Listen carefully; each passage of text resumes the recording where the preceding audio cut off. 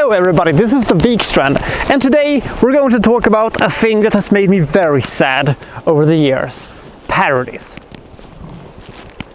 When Mel Brooks first started doing parodies in the 70s, the Blazing Saddles, the Young Frankenstein, I loved those movies. I think they were so great, they were so funny, they were so offensive, and they were so daring. And because if you make a very offensive joke, but you're still so funny that you have to laugh, that is when you know that comedy has truly functioned. Then in the late 70s, Jim Abrahams and those guys started doing the Kentucky Fried Movie, which basically was a 35-minute parody of Enter the Dragon. You know, structured around a bunch of skits and sketches that didn't really fill any function that, you know, padding out the runtime. It was a very uneven movie, but some stuff was actually generally very, very funny. And then they started making fantastic parodies. Airplane, Top Secret, the Naked Gun movies. They were fucking awesome. And at the same time as this was happening, Mel Brooks did Spaceballs, arguably one of the greatest parodies of all time. There were duds here and there. The sequel to Airplane was a bit crap, and you know. And then we had Hot Shots that proved that you still could make great parodies. Hot Shots 1 was not as good as Hot Shots 2. And when 1993 rolled around, I loved parody movies so much. I was just looking forward so much to the next one, what that was going to come. What was Jim Abrahams and you know, those guys going to do next? What was Mel Brooks going to do next? And because, you know, Men in Tights was great, and Hot Shots Part 2 is actually quite amazing. And then 1995 came. It was a difficult year for Hollywood because at some board meeting when they met with, you know, the gods of movies, they decided no.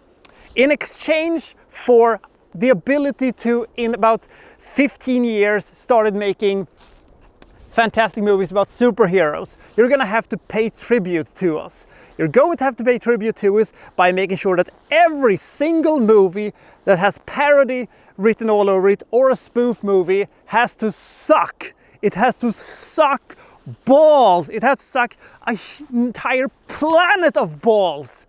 And the first sign that what was about to come was, of course, Spy Hard, which was the first movie that, you know, didn't have a focus on a specific movie. It didn't have a story of its own. It was just a bunch of sketches stitched together to form some kind of coherent story that wasn't there. Leslie Nielsen had also stopped, you know, being the deadpan delivery and started to trying to be funny. That was shit. Dracula, Dead and Loving It, was okay, but it kind of fell flat. And then it just got worse and worse and worse and worse. And then, oh fucking hell, then came Scary Movie. I saw the trailer, I thought it looked absolute boss. And then I saw it. I was sitting there and just going,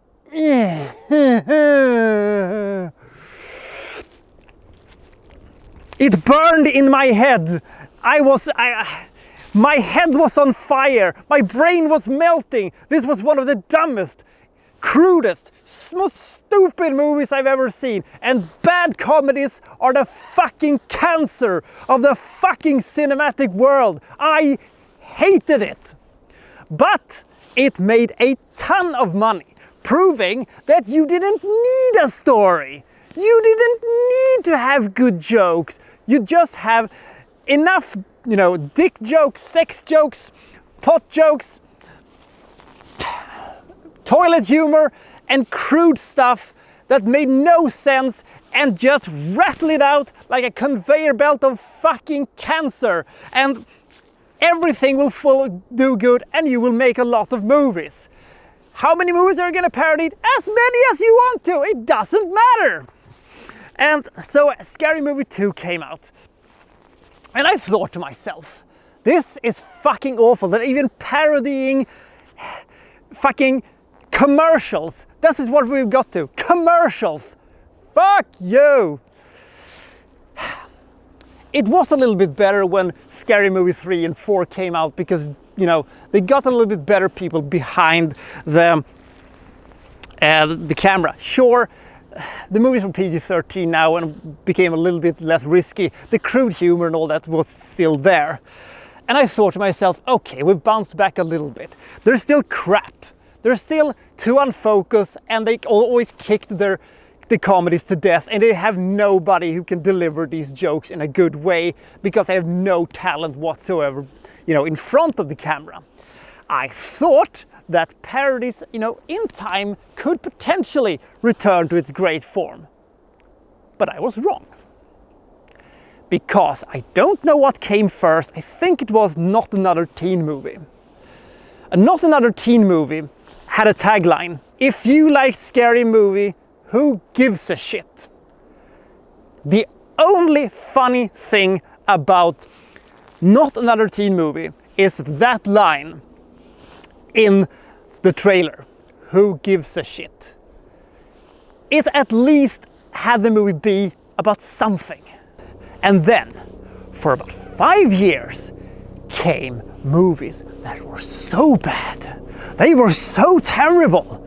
They were so awful that, you know, I mean, compared to Scary Movie 1 that looked like a Rembrandt, compared to these movies that looked like somebody took a dump on a fucking sidewalk.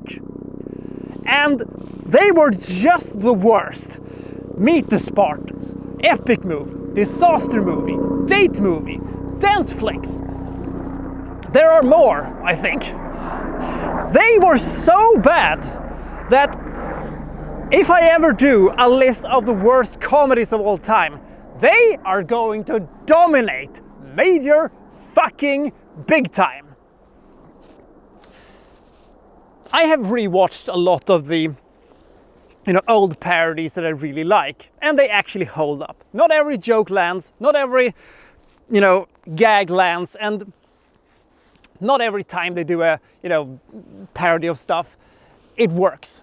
But the majority of the times it actually is a fun experience of seeing this movie.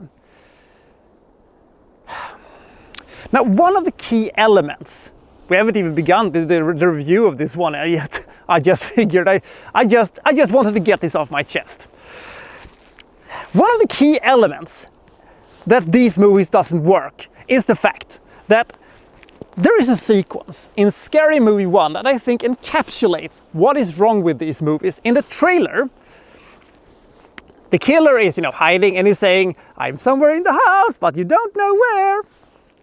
And she sees him, you know, hiding, and says, "Oh, I see you there, you're hiding." "Oh, fuck," he says, and then he starts chasing her. That was funny. That was generally funny. In the movie, it goes like this. She sees him, he says, "Oh, I can see you." And then he is going to hide again. Now, the joke is dead. And then she spots him again, so he has to hide a third time. And now, the movie is a rotting corpse. And then she hides a third time, I think it is. Now there is a, you know, a rotting corpse on fire! Fuck! I hate parodies and spoof movies made after 1993. I only think I've seen a single movie that has been good since that. Black Dynamite. That movie I think was kind of awesome. Whew. We've got that cleared up. Let's talk about the movie of today. Vampire Sucks. Or as I like to call them, Vampire Sucks!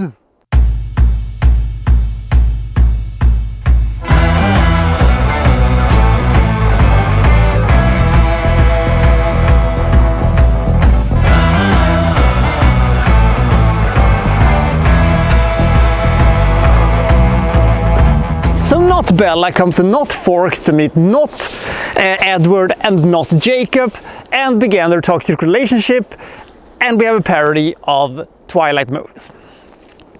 Now, compared to the other movies, you know, made by these fucking knuckleheads and their continuing war against good taste and the patience of the audience, this is a good movie. This is the best movie they have done. This is the best parody movie I think these guys have done. It is backhand compliment if I've ever seen one. This movie is actually better than 2 of the actual Twilight movies. If that isn't considering a backhanded compliment, I don't know what is. Now, is this movie good? No. This movie is terrible. This movie still has the same crap humor. This movie still has the crap, gross out humor and sex jokes and dick jokes and pot jokes and, parodying movies that has nothing to do with the Twilight movies. I get it. They have. And they are bad. And they're fucking awful. And nothing is particularly funny, and, there is no talent here at all in front of the camera or behind the camera. But because this movie is a little bit more focused on, just ripping Twilight a new one, it kind of works. It isn't good, it is bad, but there are occasions when you see the glimmers of a good movie peeking out. There is a couple of jokes that works. There is a couple of, being punished gags, where people are just getting hit on the head out of nowhere. That kind of works. I don't know how they did it. I think it has to do with the fact that the Twilight movies are so bonkersly, horrendously bad from the beginning that you kind of have to make it a little bit funny just by, poking out how dumb everything is and how insane everything is. This also brings out the question, if you would have gotten an actually funny director who would make, a good movie with, talented people making an actually good parody of Twilight, I think it could have been fantastic. I think it could have been amazing. Now we have to settle for this subpar, horrible, shitty movie.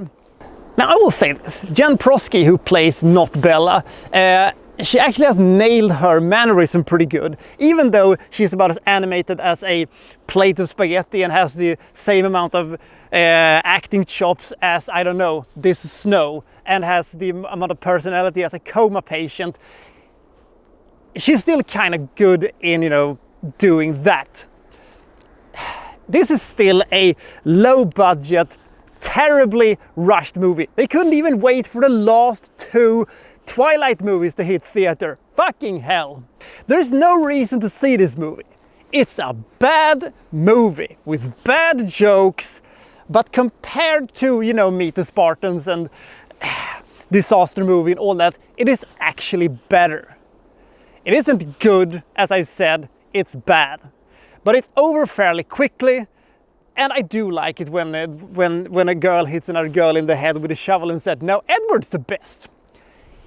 It does work, and the occasional good joke actually lands where it's supposed to. But would I recommend it? No. No, no, no, no, no. Stay away from this movie as far as you can. This movie is bad with bad actors delivering bad jokes and having low production value and terrible acting. I give this movie 18 points simply because compared to the other movies that they have made, this one's actually kind of works. It's still bad, it still sucks, but they are the small odd little sequences that actually kind of works. So I'll see you next time from, well, so-and-so reviewing, well, such and such. Thank you for watching. Thank you very much.